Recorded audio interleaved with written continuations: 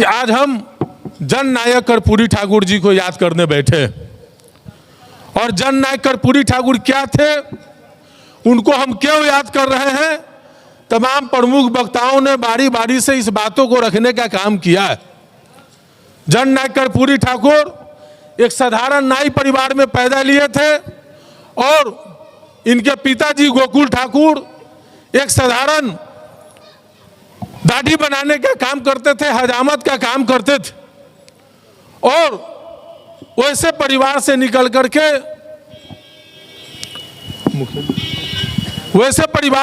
करके आज जन नायक कर्पूरी ठाकुर बिहार के पहली बार उप मुख्यमंत्री भी हुए और दो बार मुख्यमंत्री होने का गौरव प्राप्त हुआ।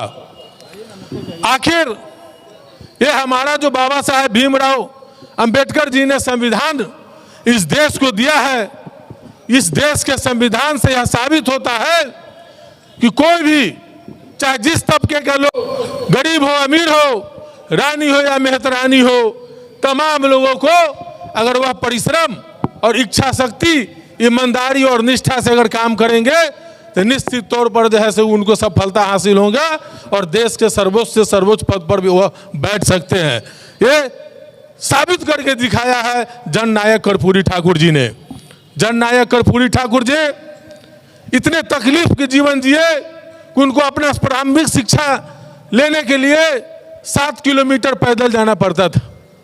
और जब उस शिक्षा उनको लेना था, दरभंगा के एक कॉलेज में उन्होंने एडमिशन कराने का काम किया तो 4 बजे सुबह ही भोर में उनको जाना पड़ता था, पैदल जाकर वह ट्रेन पकड़ने का काम करते थे, फिर वहां सुबह पैदल स्कूल कॉलेज जाने का काम करते थे। इतनी विकट परिस्थिति में भी उन्होंने अपनी शिक्षा हासिल किया।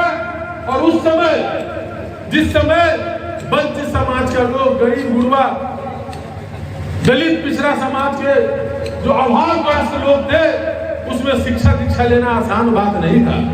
बच्चे थोड़ा बड़े होते थे, उनको मजदूरी के कार्य में लगा दिए जाते थे। लेकिन उसके बावजूद भी उस परिस्थिति में भी आपको आदरणीय कर्पूरी ठाकुर जी मैट्रिक की परीक्षा में अव्वल दर्जे से फर्स्ट डिवीजन से उन्होंने पास करने का काम किया था। तो एक बड़ी बात हो गई थी। उनके पिता के बाबूजी काफी खुश हो गए थे कि मेरा बेटा मैट्रिक में फर्स्ट डिवीजन किया। और बड़ी खुशी के साथ वो अपने मालिक के दरबार में जाते हैं और बोलते हैं कि मालिक देखो, मेरा बेटा कर्पूरिया मैट्रिक में फर्स्ट डिवीजन गई। उनके पिताजी का खुशी का ठिकाना नहीं था। वो खुशी के साथ गए थे कि मालिक के द्वारा हमको पुरस्कार मिलेगा, और हमको जो है आगे बढ़ाने का अवसर मिलेगा, मालिक के द्वारा शाबाशी मिलेगा। लेकिन उनके मालिक के द्वारा उन्होंने टेबल पर पैर रख दिया और कहा कर्पूरिया तुम्हारा बेटा मैट्रिक पास कर गया हुआ, लेकिन एक काम ऊपर हाथ दबा देंगे और कर्पूरी ठाकुर के कहो कि आओ तुम हमारा पैर दबाने का काम करो। चाहे तुम जितना पढ़ लिख लोगे तुमको वही काम करना पड़ेगा, लेकिन दृढ़ इच्छा शक्ति और ज्ञान के बदौलत और स्वतंत्रता आंदोलन में उन्होंने भाग लिया। राम मनोहर लोहिया मधुली में जैसे महान लोगों के साथ उन्होंने अपना सफर तय किया और ईमानदारी और निष्ठा के साथ सफर तय किया, तो उनको बिहार का 2 बार मुख्यमंत्री बनने का गौरव प्राप्त हुआ। कहने का मकसद यह है कि आप घोर अभाव की चिंता नहीं कीजिए। आप घोर अभाव में भी जिस तरीके से अम्बेडकर जी ने कक्ष के बाहर रह करके, दरवाजे से बाहर रह के, खिड़की के बाहर रह करके और शिक्षा और दीक्षा के ग्रहण कर करके देश को सर्वश्रेष्ठ संविधान देने का काम किया, आज उनको भी हम लोग याद करते हैं। तो हम जन नायक कर्पूरी ठाकुर जी के जन्मदिन के अवसर पर हम तमाम बैठे साथियों से और मीडिया बंधु के माध्यम से भी लोगों को कहना चाहेंगे कि शिक्षा बहुत ही महत्वपूर्ण शिक्षा है और शिक्षा से बड़ी कोई हथियार नहीं है। शिक्षा वह दूध है जो शेरनी बनाने का काम करता है सर। इसलिए वर्तमान में परिस्थिति जो है, अभी जो देश के हालात है, आज भारतीय संविधान पर खतरा पैदा किया जा रहा है। लोगों की संवैधानिक व्यवस्था ढांचे को कमजोर किया जा रहा है। देश में पहली बार सुप्रीम कोर्ट के एडवोकेट और जज भी कहते हैं कि न्यायपालिका में खतरा है।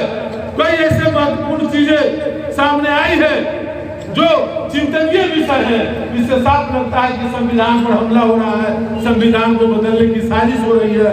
इसलिए आज हम जननायक कर्पूरी ठाकुर जी के जन्मदिन के अवसर पर हम लोगों ने संकल्प लेने का काम किया है। संविधान हमारा बचा रहे, हर मरते दम तक इस देश के संविधान का रक्षा करूंगा, ये तमाम लोगों ने संकल्प लेने का काम किया।